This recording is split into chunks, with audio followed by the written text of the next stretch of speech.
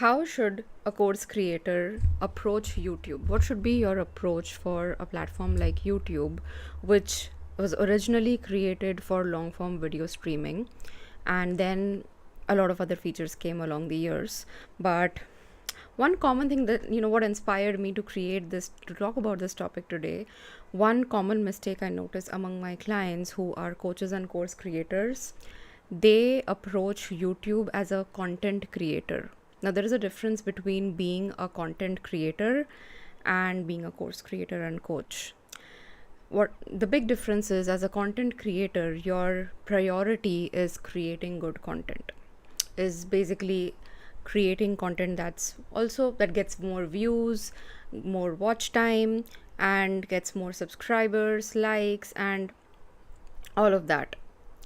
But as a course creator or a coach, your big priority, your big intention is to get clients for your coaching offers and your course. That's it.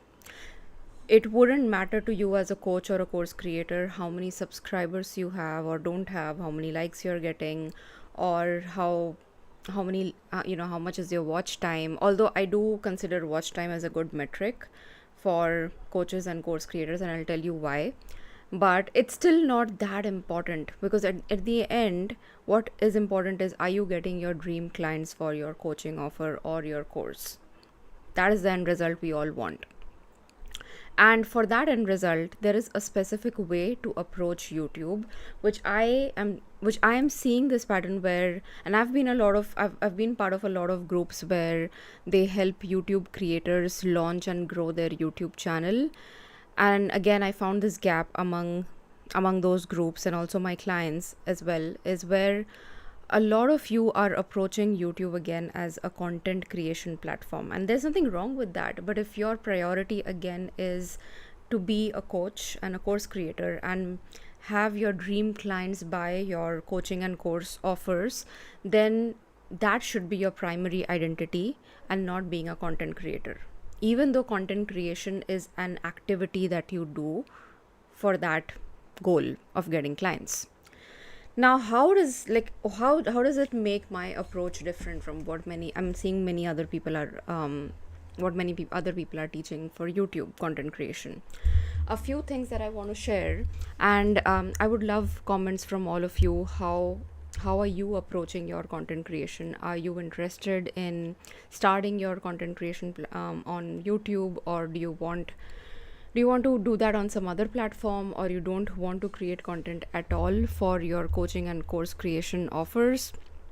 I would love to know. Let me know in the comment section, and I'll be happy to answer them in my upcoming live streams. So for now, my approach to YouTube is basically creating a thought leadership library. You as a coach or a content creator, sorry, a course creator, you are a thought leader. You have a specific experience, professional experience, life experience that you want to teach others and create impact in their lives, business, in various areas of their well-being. And you are someone who has most likely your unique methodology, your framework, the way you teach, your style of teaching, the kind of clients you work with. All of that comes under thought leadership. You are essentially a thought leader. If you say you are a coach and a course creator, you're also a thought leader, and that is my opinion. And as a thought leader, what people need to know is your unique identity, as in the framework, in the professional expertise that you are teaching. People need to know that. And when you start approaching YouTube to showcase that expertise, I'm not saying give all of value and teach everything for free, although there is nothing wrong with that. I like doing that, and there is nothing wrong with that. But that's not necessary. What is necessary is you showcasing your expertise, you showcasing your thought leadership on YouTube. And how do you do that is one big thing that I recommend is creating series content. So pick a topic, and that topic has to be something very specific about a problem that your ideal client is experiencing and how your framework helps solve that problem. Pick that topic and create, let's say, a 3-part or a 5-part series based on that topic. In that 3-part or 5-part series, you're actually going to share how your framework solves their problem. How did you come up with this framework? What was your experience like? You also address what are some struggles or what are some gaps that your ideal client is experiencing right now by not doing your framework, by not following your ideology or your thought leadership. Basically, you inform them about what they need to solve their problem or to achieve their dream. In my opinion, both are same. Like someone not having their dream fulfilled is a problem. In my mind, it is. So when I talk to my clients and I talk about again and again mentioning the problem of your ideal client, a lot of times my clients ask me, but what if my ideal client does not have a problem, they just want to expand, they have a dream and they want to achieve that dream and they want to expand, they don't essentially have a problem. But not having your dream fulfilled is a problem. You don't see it that way. Someone who's really motivated to fulfill a dream or a goal, and they're most likely trying everything in their power and then their knowledge to achieve that goal or dream, and somehow they're still missing the mark, it's a problem. They're probably going to be frustrated, upset, or disappointed because they have put in effort and they have not achieved that dream or that goal, and that is a problem. So essentially, any offer in coaching and course creation industry that you are selling has to address a specific problem. After all, we are entrepreneurs at the end of the day because we solve problems. We wouldn't be in business if we weren't solving problems, right? So I remind that to my clients again and again. Let's not forget that. Let's not forget talking about that problem and how you address and solve that problem with your experience, with your expertise, even with your framework. And that is the most important part that I see a lot of coaches and course creators missing out on.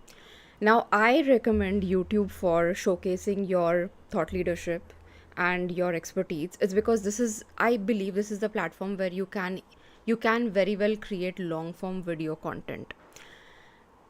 Other than this, another platform would be creating long form text based content, and you can obviously have your own blog. You can have your even Facebook is a good platform for long form text based content.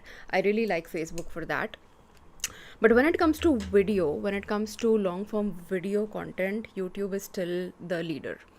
And video is what creates that trust with your ideal client, with your prospect, even with your community that you're building. Because in video, they can see you, especially if you're doing live streams like this. I recommend in the beginning, if you are a complete beginner on YouTube, your first 50 videos should be live streaming like this. And by the time you reach your 51st video, you'll basically become such a pro that even though you live stream, it'll look like it's pre-recorded, it's pre-edited, and it'll look very professional, because basically the way you articulate your genius, your methodology, your thought leadership will become very finessed, and you'll become an expert at articulating, which is why I recommend the first 50 videos, long form videos that you do on YouTube should be live streaming, just like what I'm doing right now. You can use native YouTube Studio to go live. You don't even need any subscribers. If you want to use YouTube Studio mobile app, yes, then you need minimum 50 subscribers. But for from your desktop, which I'm using right now, you don't need any minimum number of subscribers. You can just go live as is, even with 0 subscribers. You don't need that minimum 50 subscribers for YouTube. And this is the platform where you can actually create playlist of various topics regarding the problem that your ideal client is facing, how you approach it, how you solve it. And imagine someone who lands on your YouTube channel. They go through just 5 or 6 of these videos, because normally I recommend my clients to create a series of 3 to 5 videos on each topic, and most likely a new viewer will watch at least 3 videos, sometimes even more. I've seen some of my clients, their viewers have watched all of their videos. Like if they have 250, 300, 400 videos, their audience, there are people in their audience who have watched all of their videos. That's amazing, and that's a huge possibility too. But most likely your new viewer, your new subscriber, I wouldn't even say subscriber, but your new viewer will at least watch 3 to 5 videos. And you have to articulate your expertise, articulate your genius in those 3 to 5 videos. And what happens by doing that, by the third or fifth video, that person already has made their mind whether they want to work with you or not. This decision making process of going from not knowing you to not trusting you to not knowing if they want to buy your course or your coaching offer is all resolved within those 3 to 5 videos journey, each video being 10 to 15 minutes long. It could be more than that, but I don't recommend more than 10 to 15 minutes long if you're new at this. Some of my live streams are up to 30 minutes. I don't think I've done any live stream more than 30 minutes. They're most likely around 20 to 30 minutes because this is like live streaming and not pre-recorded video. But my pre-recorded videos on my YouTube and also what I do for my clients, they are most likely in the range of 10 to 15 minutes mark. And that is like the sweet spot given the platform algorithm and everything. If you are new, of course, once you've built your loyal community and your audience, you just can play with anything. You can play with 1 hour videos and 2 hour videos. Just play with whatever your creativity calls for or what your community members ask for. You can just play with anything. But till you are still new on this platform, till you are new as a coach, course creator, or even you are new in articulating your genius, I would say start live streaming on YouTube, and your first 50 videos essentially should be live streaming about a specific topic where you are solving your client's problem with your ideology and your framework. Consider it like you're answering FAQs. By FAQ, I mean frequently asked questions. Consider like that. Each video that you make, at least your first 50 videos, should seem like you're answering frequently asked questions. Now, in your industry, what are some frequently asked questions that your prospect normally thinks about? In my case, for example, today I'm talking about YouTube for course creators. Yesterday, I did a video on sales page for course creators. These are some common problems that my ideal client experiences when they are starting out as a new coach or a new course creator. These are very common problems. They don't know the difference between sales page, checkout page, and landing page. So I addressed that yesterday in my live stream. Then they don't know how to build their community to sell their course to, because or how to even get clients. I'm addressing that today using YouTube as a platform. And there are basically so many such questions and topics that I address in my content, and I will address in the future. And if you just look at the pattern of all of those topics, they are essentially frequently asked questions by my clients, my prospects, and in general new coaches and course creators in the industry. Because I've been in this industry for 8 years, I don't have to do much research in coming up what are some common frequently asked questions that my ideal clients or my prospects ask. I don't have to do much research in that. But if you are, let's say you are new in your industry, for example, I have a client who's an accountant and she's been an accountant in corporate for 12 years, and now she wants to make a bookkeeping course and sell it online as part of her independent practice. She wants to do that. So she's new in the online world, she's new in the coaching and the course creation world. For her, she needs to do a little bit more research in understanding what are some frequently asked questions from her ideal clients, from her audience. And then that's where also it's imperative that you get clear about who your ideal client is. Now, this client of mine, she's an accountant from corporate, and she wants to create an additional income stream by selling her course, her accounting course. But she has to be very specific about who that accounting course is going to help.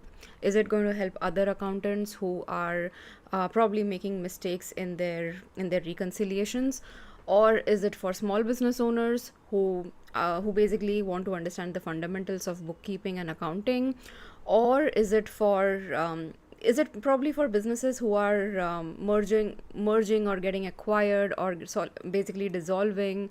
Just there are like thousands of ideas that come up over here, and I'm saying this because this is exactly the conversation I had with her in our consultation call, where the first thing that we wanted to get clarity on was, who is this product, I call it product because her course is essentially a digital product. Who is this product going to help? Because she has 12 years of experience as an accountant in corporate, and she wants to create a course in accounting, and that would be her additional income stream. And that's all amazing. I love that she has clarity till that extent. A lot of people don't have clarity till that extent, and we work even on that, but she has clarity till that extent. We just now have to work, and we are already working on who her client is. Who is that specific person who will get result from this accounting course? Is that a small business owner, or is that a home budgeting mom, or is that or basically it's that it's a corporate, maybe a corporate, or sorry, a corporation that is merging or getting acquired, or is it for other accountants on how they can basically do a better job, for example. So these are some of the ideas that we came up with. Now, once you have a list of these ideas, you basically, what do you do now? You won't know what, for example, a lot of you may not know which of these ideas would should you lead with, because I don't recommend that you lead with all of these ideas. All of these ideas might be a little too much. I recommend just going with one topic, one specific problem that you're solving with your coaching or your course offer, and choose one, pick one. So either you can just pick one that you enjoy the most, you're most confident in, or you pick one that you know your audience would already want and demand. For example, in 2021, when I launched my copywriting program, I initially thought I wanted to launch the copywriting program for coaches, because I was doing done for you copywriting for coaches back then. So I thought I wanted my course to be copywriting for coaches. But then I realized, when I was doing my free webinars and I was interacting with my audience and community members, I realized 80% of my audience comprised of aspiring copywriters. Now, these were all people who wanted to become copywriters, but they did not know what's step one for them. So I then, because of that feedback, I changed the curriculum, I changed the topic of my course, and I made it copywriting for copywriters. But initially, that was not my idea. Initially, my idea was copywriting for coaches, because I was doing done for you copywriting for coaches. So this is where you also get feedback from your audience. That could be your second option. First could be something that you're absolutely confident of and you enjoy, and you know that there is no other topic that you would enjoy or be confident of as much as this topic. Then go with that. The second is you ask your audience, which is the best way actually. It ensures success of your launch. That's the second thing that I do recommend, that you ask your audience. If you've not built an audience, this live stream is for that, on how you can use YouTube to build that audience, to build that community who are going to give you feedback and ask you to create a course or a coaching offer based on your experience. So the second option is that. Third option could be, third option basically is you look at the viability of your offer. For example, okay, now take that accountant's case over here. If she has to sell an accounting course for corporations, she'll probably have to do a lot of outreach with HRs of other corporations. Would she enjoy that process? In her case, she won't. Another option was, if she wants to create that accounting course for other accountants who want to do a better job at accounting, just in plain words, would she enjoy working with those accountants? Would she enjoy building a community of other accountants? Her answer was maybe. She wouldn't hate that, but she's not sure if she would love that. So her answer was maybe. And then the third option is, how would she like the process of attracting small business owners, learn how to do their basic bookkeeping, their basic tally, their basic ledger maintenance and everything? How would she like that? Would she like being surrounded by a community of other small business owners, online small business owners like her, who probably have zero knowledge of accounting? They're very different from her. Would she like hanging out with them? Would she like building a community for them or serving them? And the moment I asked that, the answer in her was like, absolutely. Because she's a teacher archetype. She loves working with clients where she has to teach the basics. A lot of you might relate with this. I'm one of those people where I love teaching the fundamentals of any subject, any industry. If you resonate with this, you might also be like her, who would love to create a community of beginners, or community of people who have zero to very less or minimal knowledge in your industry, and you guide them with the basics even though you may know a lot in that subject. That was her case, and that's how she got that 100% full body yes for that idea, that yes, I want this accounting course for small business owners who are absolutely in the starting stage. They don't know much about accounting, or probably they don't even know anything in accounting or bookkeeping, and she's going to help them because she's going to enjoy that. So these are like 3 ways you determine which course topic is best for you, and then you start building community with that. Just go ahead with that and start building community with that. Now that you know which topic and the ideal client that you want to serve, now your job on YouTube is to start addressing their problems, start addressing the gaps that they're experiencing, start addressing the aspirations they have, but they're not able to achieve those aspirations because of XYZ. Maybe they're lacking knowledge, maybe they don't have enough time, and how you can help them with that. This will become your content series. Start with the 5-part series. Start with live streaming like this, the way I'm doing, or maybe just pre-record it. If you pre-record your videos, I recommend Riverside. I have personally loved riverside.fm. You can just DM me. I'm happy to just give you a short walkthrough of the platform for simple editing, simple recording. In that, it's almost like podcast style, like how I'm talking right now. So if you are going to create videos that's kind of like this podcast style, teaching style, Riverside is going to be amazing for you. You can DM me and I'll be happy to give you a walkthrough of Riverside. So you could use that if you're someone who wants to do pre-recorded videos. If you are more of a live streaming person, do what I'm doing here. I'm using Ecamm right now to go live. You don't even need that. I'm just playing around with softwares. Yesterday I went live using the native platform of Facebook and YouTube separately. Today I'm experimenting going live simultaneously on YouTube and Facebook using Ecamm. I like to play around like this. You don't have to do that. Just use the native live feature that every platform has. Use the native live feature that YouTube Studio has. It's very good. I loved it. I've used it a few times so far and I absolutely love it. You can use that if you're more of a live person. If you don't know what you are, whether you're a live person, like a live streaming person, or a pre-recording kind of a video person, which is very normal to be very honest, do both. Start with one, I would say start with one live per week and maybe 2 pre-recorded videos per month, and just then you'll, by the time you're in your second or third month, you'll know which style resonates with you more, whether you like live streaming more or do you like pre-recorded videos more.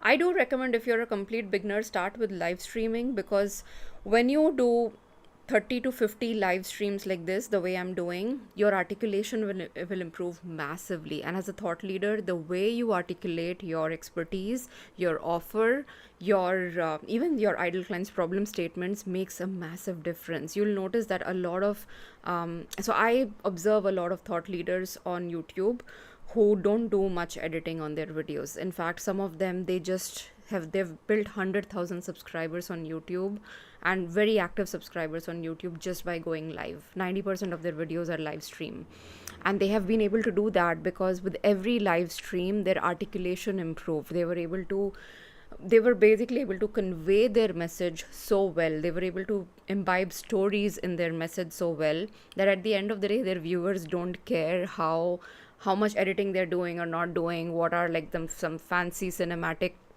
effects they're able to add or not add.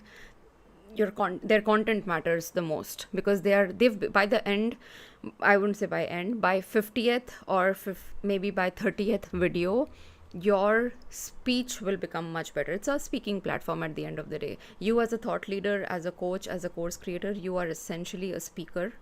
A thought leader is a speaker at the end of the day. So their articulation, their speech becomes much better. do it for 30 days or 50 days, you'll notice that the way you convey your message comes out so confidently, so articulately, so clearly and succinct. You don't need a lot of words to explain what you're wanting to say. You'll just need a few words and the message will land impactfully. You'll start noticing that. And after that, when you start doing pre-recorded videos on YouTube, it'll naturally come out really well. It'll naturally have that effect that you want, where people are loving your videos, watching it entirely. You'll have that effect naturally because your spoken skills, your articulation would already improve by doing these live streams. So I highly recommend that. And the topics of your live streams, as I mentioned, would be the frequently asked questions that your ideal client experiences, or they basically think about it every now and then. These are some very common questions that your prospect or your ideal client normally thinks about. Like I said, in my case, normally my ideal client thinks about, like, what should be my first step in creating a course? Should I start recording my module 1, or should I do something else? And that is exactly what I'm addressing here, that your first step should be building a community on a message that you are that you're passionate about, a shared cause or a message. So I basically, all of my live streams are about frequently asked questions, and they should be yours too. And that's it for today's live. If you have any questions, please do ask in the comments. My DMs are always open for you if you're watching on Facebook. On YouTube, you can always comment and ask me any questions. And I'll see you tomorrow.